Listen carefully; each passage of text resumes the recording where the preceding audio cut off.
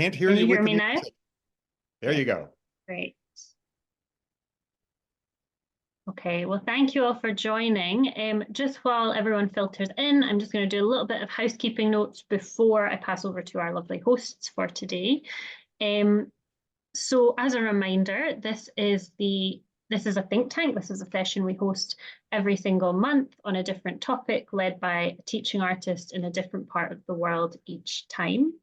The session is being recorded, so just a reminder that this lives on YouTube after the fact for anyone in different time zones, any people who couldn't attend for various reasons. So I would encourage you to keep your cameras on if you can, so that our hosts can see your faces and see you engaging. But if you would prefer to turn off your camera, that's no problem at all. And it'll only be your blank square that appears in the recording. Similarly, if you're prompted to contribute or to chat at any point, please feel free to unmute yourself and do so. There should be a button along the bottom of your screen. There's also a chat function you can use if you'd rather not unmute and speak, but you'd rather type, you can do that. And I think we'll be monitoring that throughout the call as well. As a reminder, this might not be everyone on the call's first language. Today's session's happening in English. So just a reminder to please speak slowly and don't be offended if we ask you to repeat anything or to say something again slightly slower or in a different way for the benefit of people watching it back. This is a totally open platform, so if you would like to host a think tank of your own at any point, please feel free to let us know. If you have a topic that feels urgent, just reach out and let us know and we can work with you on developing a session. I think that's everything from me at the moment.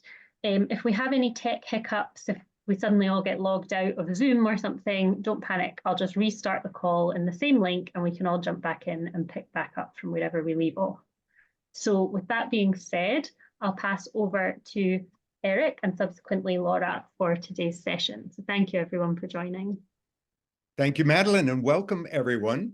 What a pleasure to introduce the work of Musicians Without Borders through its founder, director, Laura Hustler today. The format of our session is going to be an interview. So if you have questions at any point, please throw them into the chat and we'll pause and take them. We have a little structure for the conversation. We have some examples to share, but engaging with your questions is going to be a key part to the liveliness of this event. And one little quirky thing we may have to deal with is in sharing these video examples, which come from YouTube, we may have to endure a YouTube advertisement. So we thought we'd do is if an advertisement comes up instead of the little film we want to share, Madeline is going to keep the mute on and Laura and I will vamp a little bit to cover the advertisement till we get to the film. So anyway, that may slow us down just a little bit. Let me begin by introducing Laura, and then I'm going to have a quick poll that checks in with your understanding of the material we're dealing with today. So a little intro I wrote. Laura Hustler's vision for Musicians Without Borders emerged in the late 1990s when she witnessed firsthand the power of music to transcend barriers and unite communities during her work in Bosnia-Herzegovina. Inspired by the transformative potential of music, she founded Musicians Without Borders in 1999, aiming to utilize music as a tool for reconciliation, empowerment, and healing in areas of conflict and violence. Under her leadership, Musicians Without Borders has grown into a globally recognized organization, implementing numerous projects around the world. These initiatives range from music therapy programs for survivors of trauma to community music projects to foster social cohesion and dialogue in divided societies. Her work has earned widespread acclaim, numerous accolades, solidifying her reputation as a trailblazer in the field of music for social change. And here's that one quick poll to see where our gathered participant group today stands. in relationship to this topic. So the key question here is, do you have a feel for what it is like for teaching artists working in conflict, refugee, displacement, and war settings? Do you have a feel for that? Let's see your answers.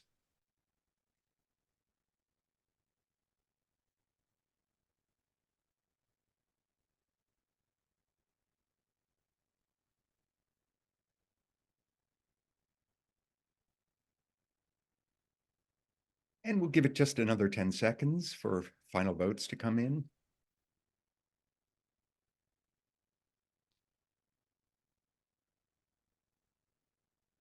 Okay, good. Let's take a look at our answers. Look at that. Plurality is humbly, honestly admitting it's almost unimaginable, that it's hard, even for a teaching artist gathered group, to imagine what it is like to work in those settings. And we've got almost as many, making a strong majority of these two answers, that at least have a vague sense of what it would be.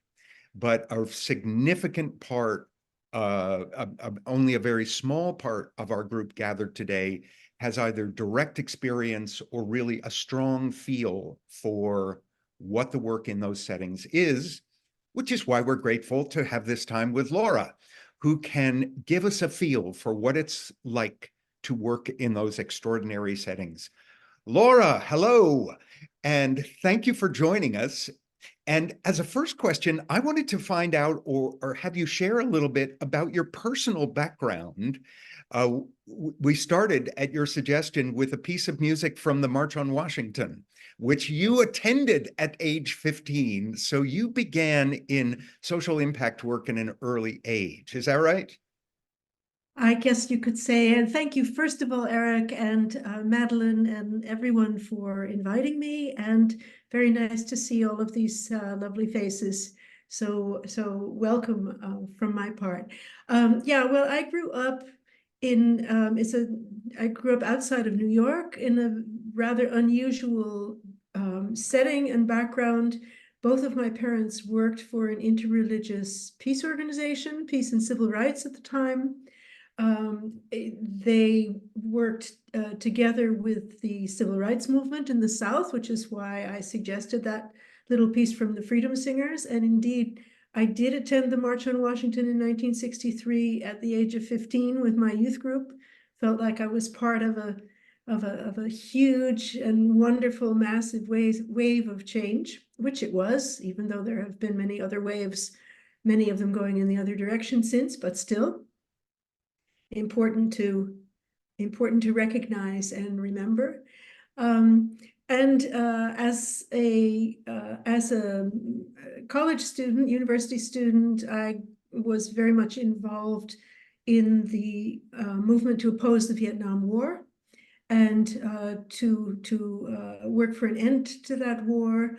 And part of that, I guess one of the most foundational parts of that was working for 3 years for Thich Nhat Hanh and the Vietnamese Buddhists who were before Thich Nhat Hanh. Do people know this name, Thich Nhat Hanh? Yeah? Thumbs up if that Some name is people do, familiar.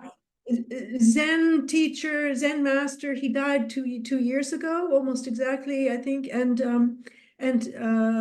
was very well known for teaching mindfulness in the post-war period. But during the Vietnam War, he was one of the leaders of the one of the largest nonviolent movements, I think, that of the 20th century, and that took place in Vietnam, and it was informed by, you could say, both the wisdom and the social organization of the Vietnamese Buddhist church and network.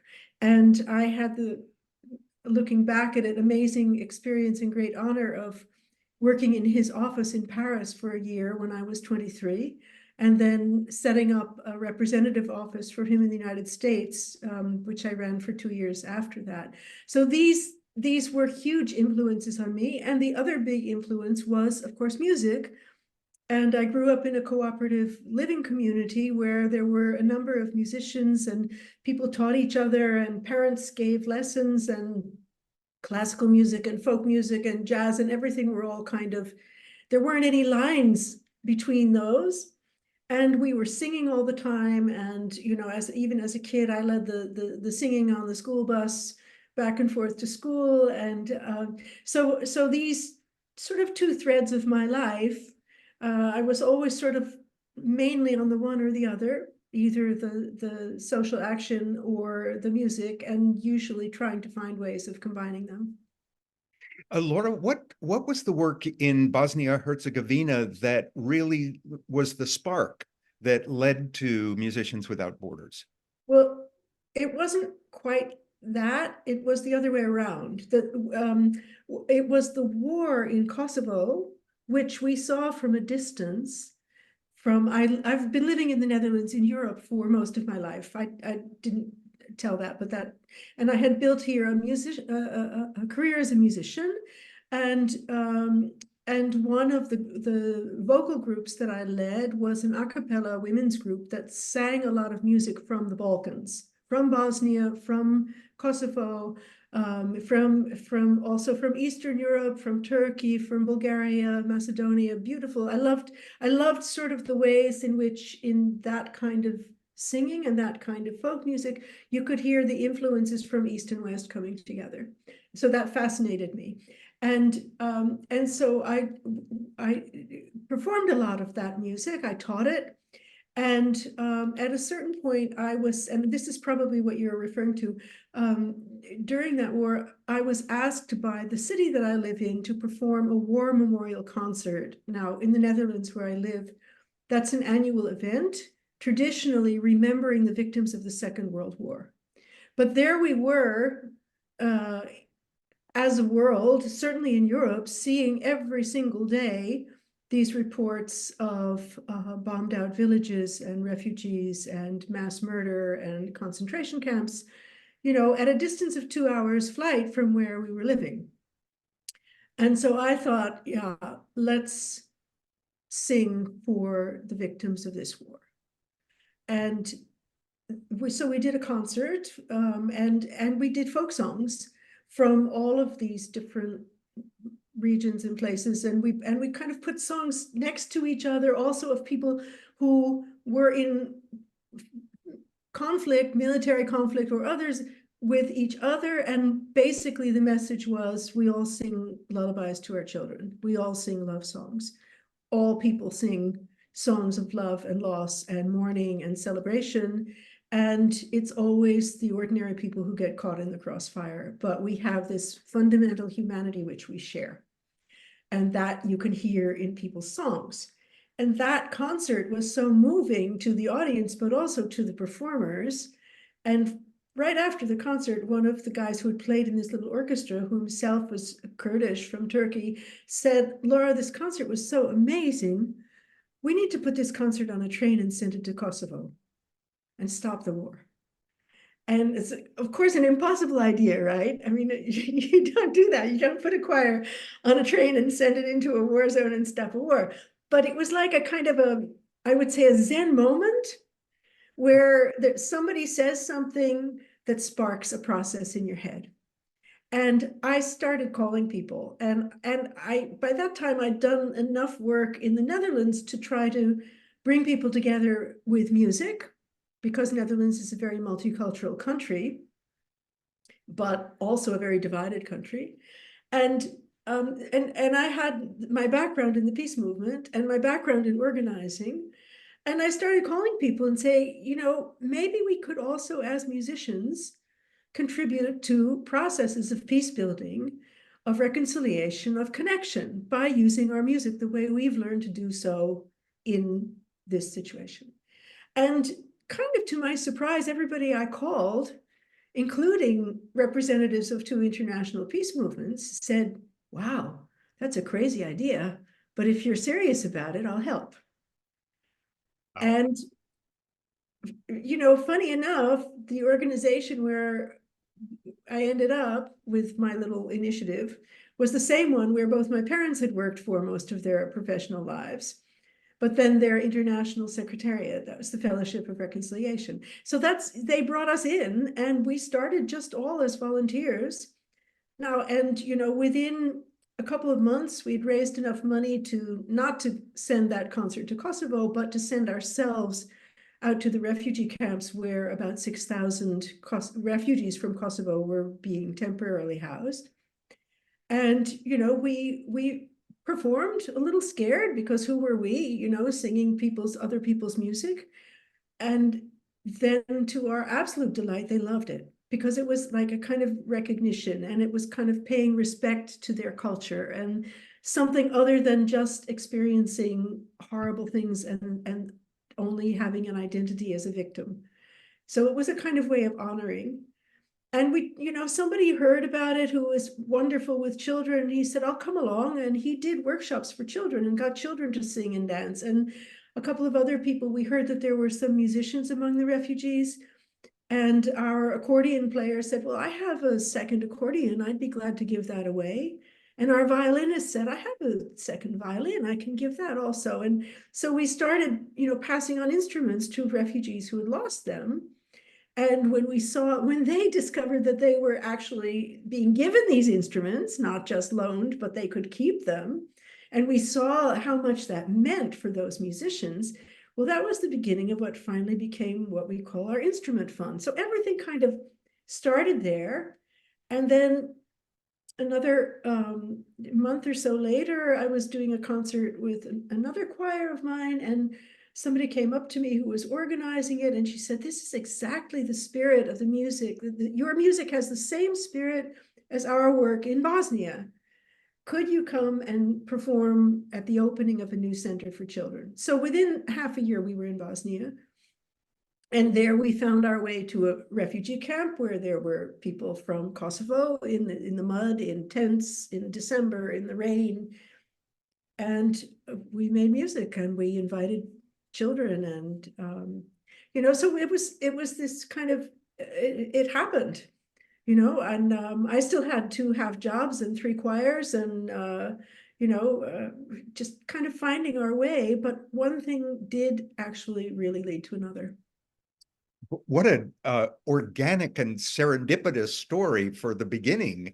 Can you describe, in a moment, we'll show a little film that sort of lays out how the organization currently looks, but were there steps that led from this initial start into actually being an organization?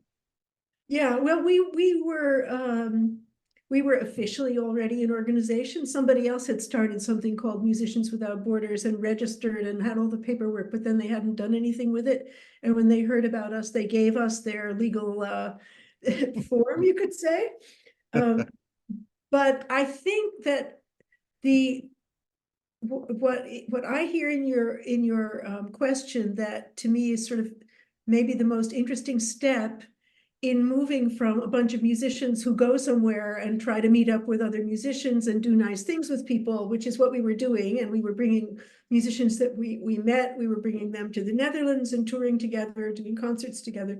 But I think the most important step was that at a certain point, we saw this is really impactful for the people that we're meeting at the moment that we're connecting with them, and for us at those moments also. But then we go home and it's over.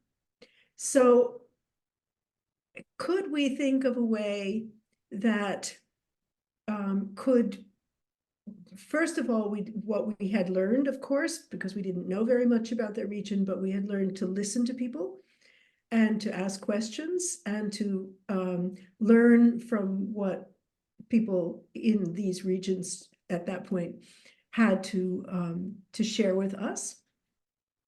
And I think what happened was that we thought, could we think of a way of working in such a way that it will collaborate with local musicians and that it can have a lasting impact in the communities or in any community.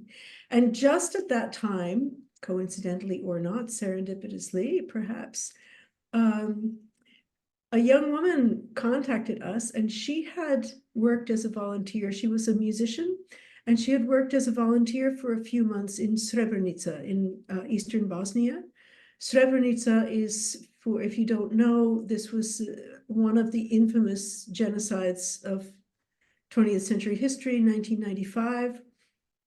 A small village in eastern Bosnia, scandalous desertion by the UN and the so-called international community, and people were left to their fate, and about 8,000 men and boys were massacred within 2 days and buried in mass graves. So, and because the UN troops who were supposed to have protected them and left were Dutch troops, there was a lot of feeling here in the Netherlands of responsibility. And there were a number of groups that tried to be of service to people who had survived. And one of these groups had sent volunteers. So this young woman, Marijke, this musician, had been there as a volunteer. And she had this idea because she said, okay, well, now we're living in post-war period, and what used to be a very mixed sort of population is now ethnically divided. So in the town of Srebrenica, almost only Serbs lived at that point. And the other main group, and the group that had suffered that genocide, the Bosniaks, the Bosnian Muslims, were either in refugee camps, maybe a half an hour or an hour's drive away from Srebrenica, or they were in these small isolated villages. And her idea was, if I had a van, I could work in both types of places. And then we kind of enlarged that to, well, if you had a van and a team of local musicians, then you could also communicate well with people. You could, and this could be something that could be long lasting. So this was the beginning of our first long-term project that was, it was both long-term and it was based on building a team and to some extent training, sharing skills with them so that they could work with children who had been through traumatic events in communities that were divided, so it's not teaching them how to play music. It's not that kind of teaching or training, but how do you work with a group if you walk into a refugee camp as a musician? How do you get people to make music? So, and that was called the Music Bus, and it ran for about 10 years, and it also led to establishing a children's music theater. And it was the first music project in this region. And that was a real learning experience because that was moving from this idea of exchanges and traveling to places, visiting each other, sharing experiences with other musicians and being part of festivals and things like that, to something that really could have a long-lasting impact. And I think it did. Beautiful. Let's take a look at a short film that is sort of an introductory calling card for Musicians Without Borders that gives people a kind of an overview of what's happening today. Sure. One, two, three, four. 1, 2, 3, 4. Mama told me she's a criminal. Musicians Without Borders. Music is powerful. It can influence behavior, shape culture, and strengthen social bonds. With 2 billion people living in fragile, conflict-affected states, Musicians Without Borders uses music to address the needs of divided societies. My name is Sophie. I'm a Palestinian, and that's my trophy. I have my own rights. Music can help heal the wounds of war and rediscover connections. The voices of the unheard are raised with music. And it's music that's the collective voice for social justice and peace building. Musicians Without Borders is a global network engaging with artists, changemakers, and communities spread worldwide. We share our expertise with our diverse programs in some of the world's most vulnerable communities. And we work closely with local musicians and organizations in response to local needs. So Musicians Without Borders impacts thousands of young men and women and older people every day, all through music. Music is a stepping stone towards lasting social change. Musicians Without Borders will continue to use music as a tool to build connections, foster empathy, and transform communities. Today and every day, join us in opposing war and stand with us for peace through music. Musicians Without Borders. War divides, music connects. No one has the right to hurt me. Beautiful. I hope that gives everyone, we got some applause going in the gallery here. That gives everyone a feel for the variety of both musical expression and intention, kind of purpose for programs in the different communities. In a minute, we're going to look, we have 4 samples to give a more specific taste for 4 of the different programs. But can you describe in general kind of how the particular identity of a local program grows? Yeah, well, the first thing to say is that we've never been in the position to decide, now we're going to go there and do this. So it's always been a question of invitation, or of being somewhere and understanding that there's a need, or that there's an initiative or an organization that is doing work where what we have to offer might also be helpful or could be of added value to their work. And so sometimes, often it's kind of, what would you say, a question of an invitation. So the very first project, the one I mentioned about Srebrenica, was there we had somebody who'd been there as a volunteer. She had an idea, somebody else had a budget to start with, and she knew from working with children there that there was a great need. And so that was kind of exceptional. But there was another one of our projects where you saw a lot of little visuals of kids playing in rock bands. That's a project in Kosovo. It's called Music Connects. And in that case, I was invited by a Dutch peace organization to visit this divided city in the north of Kosovo in the year 2000. So that was 1 year after that war ended, after that concert, you could say. And there was introduced to all kinds of musicians. And then, and I believe we had, no, okay, I'll tell the story better.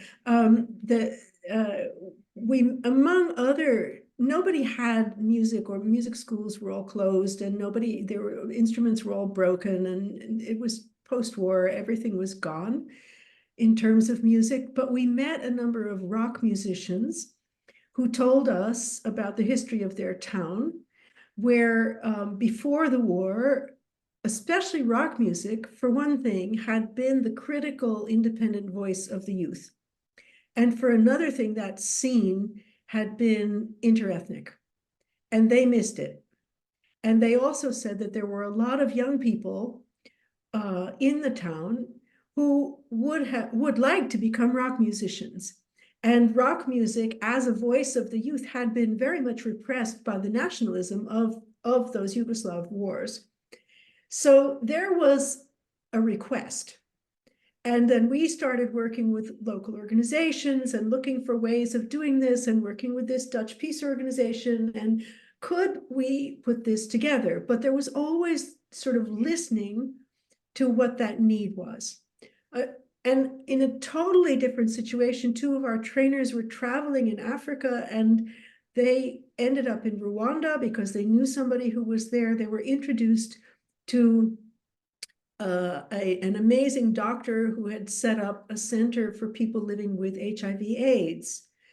And kind of just you know, they offered, would you like us to do a music workshop for these people? And it was, they did, for both children and for young people, they did these participatory music workshops.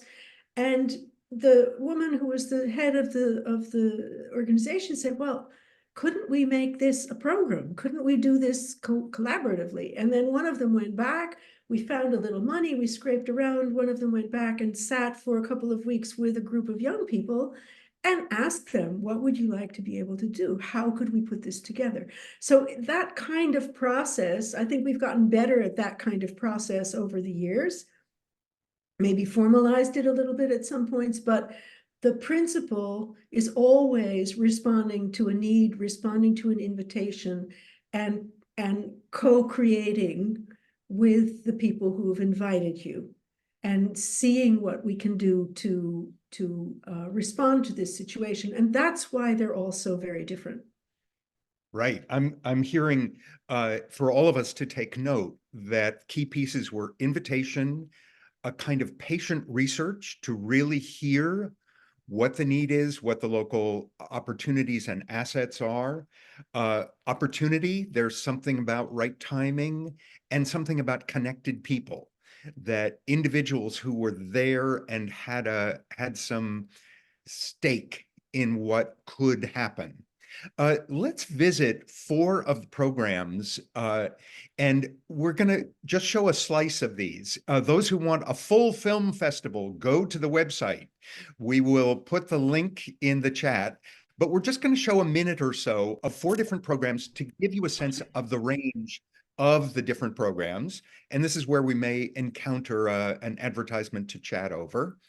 But here comes the first.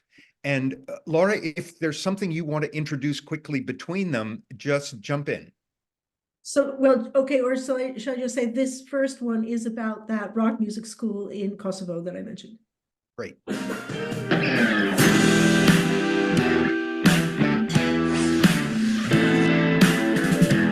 When we first came here, we met some wonderful rock musicians who told us about the city's history as a rock music city and how they wanted to bring that back. And when we came up with the idea to set up a rock school, the idea was very clear, the goal was clear, the path was not so clear. Mitrovica is a divided city, so we never saw each other because they don't come to the north, we don't come to the south. It's really bad for everybody because kids don't get to see the other culture and experience it, even though they should. Music Connect is a beautiful idea. It was born after years of Mitrovica School doing similar things, bringing people together through music.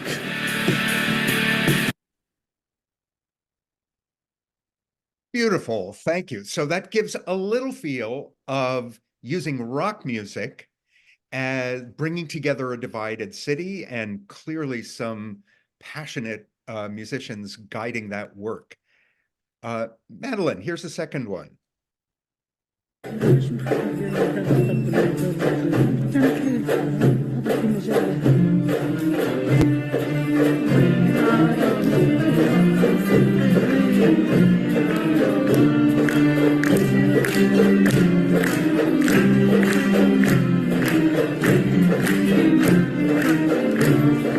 حسيت اني متوترة شوي، مثل لما شفت الموضوع انه عادي وهيك هديت وصرت اعزف، كنت مبسوطة لما شفت عيلتي، هديت كثير.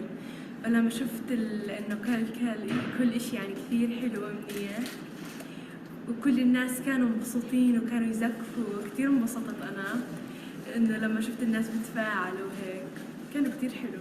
كان شعوري متوتر، ويعني كنت خايف، ولما تعودنا كنت خلاص تعودت وصرنا نعزف كثير. كنت متوترة كثير. Laura, tell us just a little about that program. Where is that? This is Palestine. This is the West Bank, and this is a project that runs within a children's cultural center in Bethlehem, which especially provides cultural services for marginalized children. And when I say marginalized, I mean children from refugee camps. There are 3 large refugee camps in Bethlehem. Children from isolated villages that often are terrorized by Israeli settlements nearby, and children with special needs.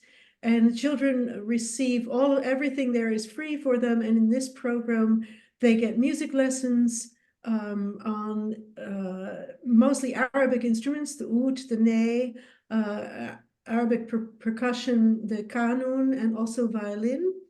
And the emphasis is on playing music from the region to help give children also a sense of pride in their own culture. And these children who were being interviewed were being asked how it felt to be on the stage for the first time performing.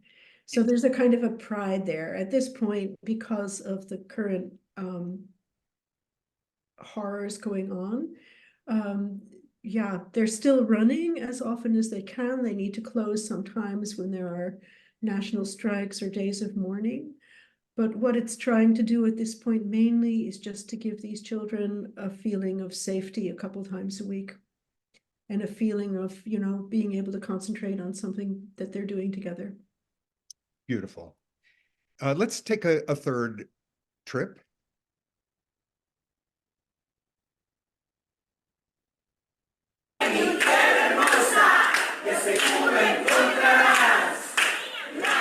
Creo que la carrera de maestro pues no está acabada, o sea, tenemos que estar en constante aprendizaje. Entonces, este fue el motor que nos impulsó a empezar a preguntar y qué es esto y cómo es. Es un aprendizaje que se da entre iguales y así es también la metodología de Soy Música. Si yo lo pude hacer, tú también lo puedes hacer.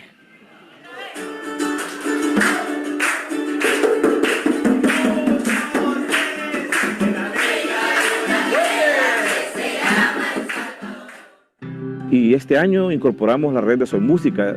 Tenemos 40 docentes, trabajamos una réplica y luego la llevamos al centro escolar donde nosotros estamos haciendo y cubrimos el 100% de primero a sexto grado. Eso es como para que ellos se enamoren de que sí funciona, pero luego ellos lo trabajan en sus instituciones. Y tenemos una red en WhatsApp en donde ellos están compartiendo todo lo que van haciendo, ¿ve? Con el recurso que se tenga. Entonces consideramos de que unos 1000 estudiantes están siendo beneficiados con el proyecto Soy Música en Morazán.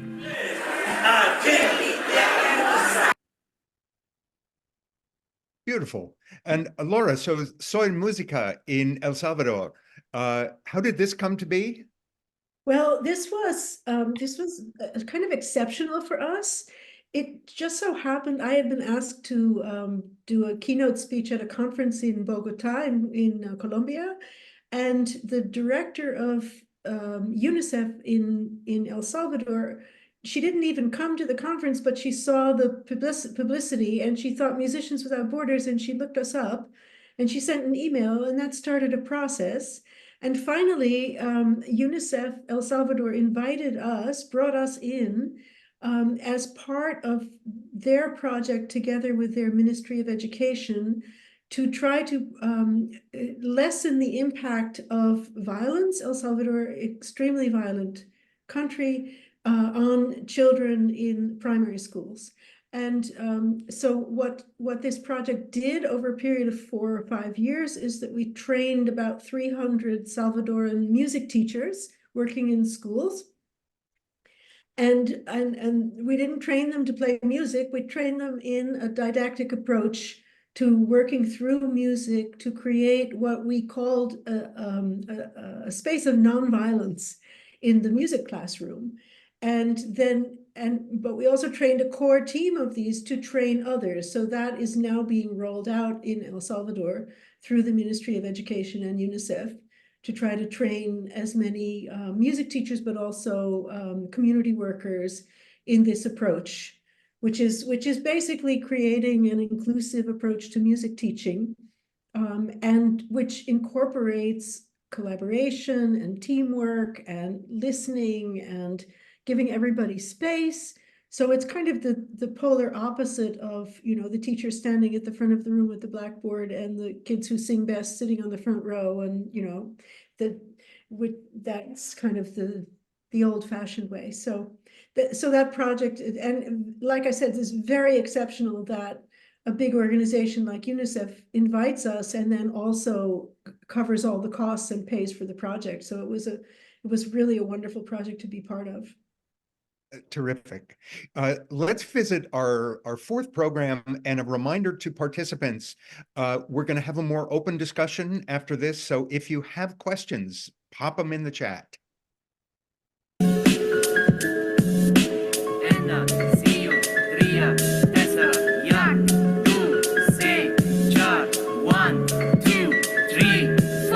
My hand is so fast, well I ever beat the past. I'm short, but I'm still doing sport. I am a boxer, I will not lose. I will make it, that's what I choose, yeah. I wanna make music, that's my choice. To touch everybody with the sound of my voice. I wanna sing, I wanna bring my name to the game. I got a lot of pain, but no pain, no gain. Give me ink, give me paint. I make a picture, feel no shame. Give me pen, give me a paper. I work hard to become greater. چشمم دروغ نمیگه، روحم نمیمیره. تلاشمو میکنم و من بیروز خواهم شد. هرگز تسلیم نمیشم، واسه امین میخونم. واسه امین میخونم. واسه امین میخونم. We are a family, never feel alone. We draw for us a dream and achieve our goal. This ain't just a house, our house is a home. This ain't just a house, our house is a home. What do you wanna do? What do you wanna be? What do you wanna do? What do you wanna be? Thank you.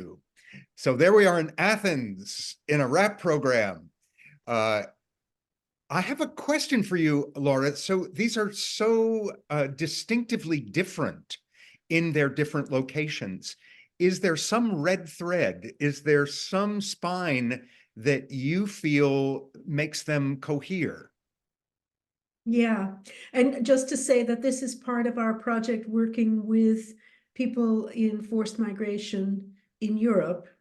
And one of the things about that type of work is that it's, you know, what I talked about earlier about creating something that's long-lasting and sustainable and can be integrated into communities. That's not applicable here because people are moved around so often, or you might have, you know, people you can work with for one day or 1 week, and next week it'll be a totally different group. And that was the reason to choose rap, especially when you're working with unaccompanied minors in flight, you know, because you can do that without having to practice. You can do it, you know, people have to learn how to count 4 and be encouraged to write a line of poetry and then put it all together, and you've got a background. And we have 2 fantastic rap trainers who also managed to build into the content kind of the best scenario hopes and dreams of the kids who are involved in producing it. So this is an ideal kind of one-on kind of activity. You can also do it longer term, but if you're working with people that you won't see every week, it's something that can have clearly a kind of life-changing impact at the moment in any case. Okay, so what is the line? I would say, you know, we as musicians, and obviously I can't make music in any of these genres really that we've been talking about. None of it is singing folk songs from the Balkans or classical music or anything like that. But we refer to 3 different kinds of guiding thoughts, principles, backgrounds, and obviously one of them is the power of music, clearly. And this is something that we know as musicians, we have all experienced this. The ways that music can connect people, can change a mood, can express things that maybe you can't express in words anymore. All of these things that music has, that everybody on earth has in their bodies and somewhere in their souls, this understanding of that it works differently than talking. Here I am talking, I should have been singing the whole time. Never mind. But so that is one thing, the power of music. A second thing that we've always referred to is the standard of the Universal Declaration of Human Rights as kind of I guess you could say the gold standard of how far we global, I can't even talk about the world community at this point, because I also feel like especially the West has lost so much credibility in the last 6 months on any issues of human rights. But that standard is something that you can refer to. And one of the reasons for thinking about that is also the knowledge that anything that can connect people, like music, can also connect one group of people against another group of people, and has done so. Music has been used to divide people, also in some of the places where we work, in the Balkans, in Rwanda. You know, it has been misused or used for division. So if you have kind of also a sort of set of rules that you refer to, or I sometimes call it our conscience, that you can kind of check in and make sure that you're not, you know, you're not participating in something that's going to divide people or going to encourage violence. And the third, and this comes and then kind of winding back to the very beginning of this conversation, my own inspiration, and by now that of many of my colleagues, or maybe all, has to do with the power of active nonviolence. And by nonviolence, I don't mean passivity. I don't mean just not committing violence. I mean the principles of the nonviolence, the kind of nonviolence that has been used in struggles for justice and peace, like Martin Luther King's led civil rights movement in the 1950s in the US, like the Vietnamese Buddhists were doing, like Gandhi back in India in the whole, you know, first half of the 20th century. And those principles have to do with not just working for peace and connection, but standing up against injustice and seeing the two sides of the coin. Who was it who said, maybe it was King, maybe it was somebody else, who said that the verb for peace is justice. So it's also thinking about those principles, about the principle of do no harm, but also the principle of standing for truth, standing with victims, and being willing to take on suffering on yourself rather than inflicting it on another. So those, for me, those three are kind of a constellation that you could look at any one of these projects and find those back in there. One other thing that unites all the projects, and particularly appropriate to the group gathered today, is those artists. Can you tell us a little bit, maybe not even so much about what it's like for them to work in these settings, but how do they learn how to be effective? How do they manage a life that includes such intense work? Well, most of the musicians that we have sent out to work in conflict regions, that we've sent out mostly from Europe, they're not doing that constantly. They have a day job and they go out, you know, for 2 weeks, maybe twice a year or 3 times a year. You know, we all have these kind of dramatic ideas about what places like this are like. In fact, you know, most people are just living their lives, and you have to listen to what your local partners tell you. And you know, we do exhaustive briefings, we have codes of conduct, we have rules of how you behave. So in terms of, you know, we are very careful about risks. So at this point, for example, two of the Rwandan musicians who work with us, who are of ethnic Congolese background, were going to go to Congo, and that's just not happening for now because there's so much violence going on. And those are things that we check, and we check with people who are expert in those, and make sure that we don't ask people to take risks. We also have policies that say things like, if you, for any reason as a musician, do not want to go out at either on a trip or on a single day, you don't. You know, that's a discretionary thing. In terms of how people learn to do what they do, you know, some people we have trained. Some of the original sort of knowledge and skills actually came from musicians, both Dutch and musicians of other ethnic backgrounds, who were working in Amsterdam public schools in the 90s. In that period, something like more than 60% of the children in those schools were from non-Dutch backgrounds. And many of them were like recent immigrants. So, and plus, there were quite a number of musicians who came from other countries who didn't necessarily speak much Dutch.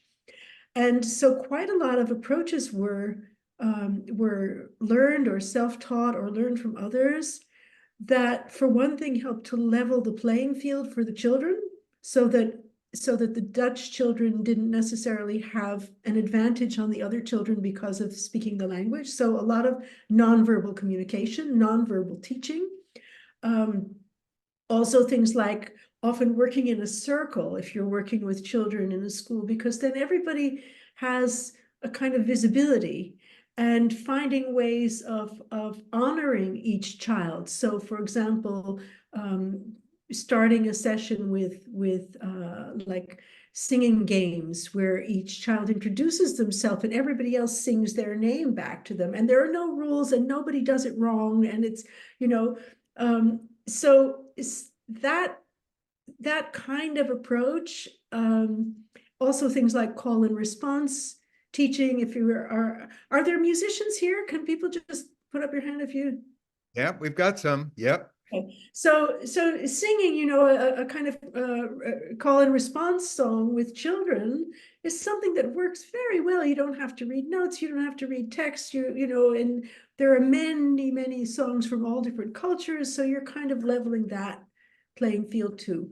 And gradually, well, we attracted people who had expertise in these kinds of areas.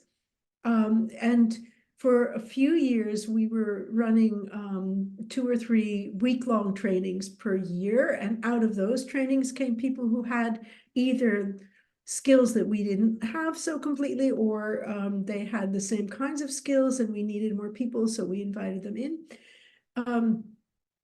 And then once in a while, there will be a refresher course at a certain point.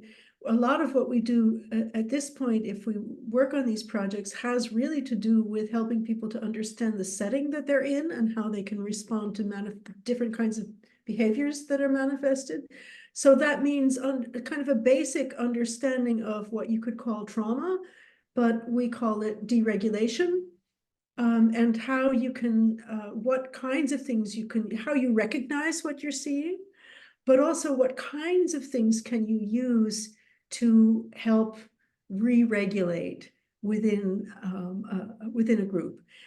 Understanding what's going on, a kind of teaching people a way of constructing a workshop so that when children come in, there's a pattern which I'm sure a lot of people will recognize also, where you're at first it's a kind of an open space and it's a welcome, and then you do something very easy, and then you do a warm up, and then you move into the kind of body, and then you do a kind of cooling down, and then you stay there when they're done, so that people can kind of take their time to. So you're kind of working in a cycle, and we use this cycle a lot also in our training. The last couple of years, we've been doing a training in Jordan where we've been training musicians who work with vulnerable children. And this has been a complete eye-opener for them, both of these things, the understanding what deregulation of the nervous system is, giving tools to help re-regulate, to help groups re-regulate. Also, maybe sometimes most importantly, how do you recognize signs in yourself that you're deregulating, or that you're picking up too many of the vibes, and what can you do there at that moment to bring yourself back down? So those kinds of techniques and approaches, obviously repertoire, we share stuff that we've learned from musicians over all the years so that people have things that they can grab. How do you plan a workshop? How do you work with a team? How do you give each other feedback? How do you watch out for each other? How do you set up a system so that if you're overwhelmed, you can say to the others that you're working with, I'm sorry, I just have to take a moment and step out and breathe. All of those kinds of things are helpful. Yeah. We have a question from Trisha to ask directly about music therapy and how it works in different settings. Trisha, unmute.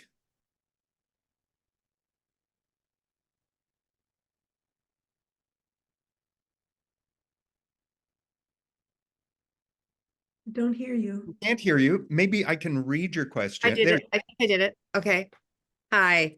Hi, Um, Great to see you here, and thank you so much for this amazing presentation. I've been reading a blog on your newsletter that has to do with music therapy, and it's interesting to me that that's also become part of the work that you do. And so I don't know very much about music therapy, and because most of the work that I know that you have been doing takes place in group situations, I'm just curious, is music therapy also possible to do in a group situation, or is that mostly a one-on-one endeavor?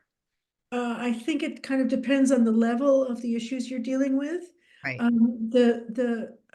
We have a music therapy component to the project in Rwanda. And that came also almost by coincidence because a music therapist was looking for an interesting place to do his internship when he was getting his master's. And he reached out and it turned out to be Rwanda. So he moved there, ended up staying for 4 years and set up a music therapy post there. Wow. And this was the project with the kids living with HIV.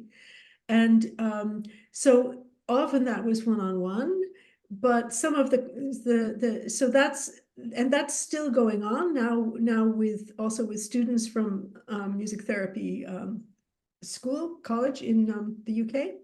Mm-hmm. Right. What we use more often actually is something called music as therapy. And this is this is an organization in the UK also called Music as Therapy. You can find them. And what they do is a rather intensive training where they're teaching musicians, not music therapists, but they're teaching approaches based on music therapy, which are especially helpful in working with children with special needs. Mm-hmm. And we've been using this especially in Palestine and now also in Jordan.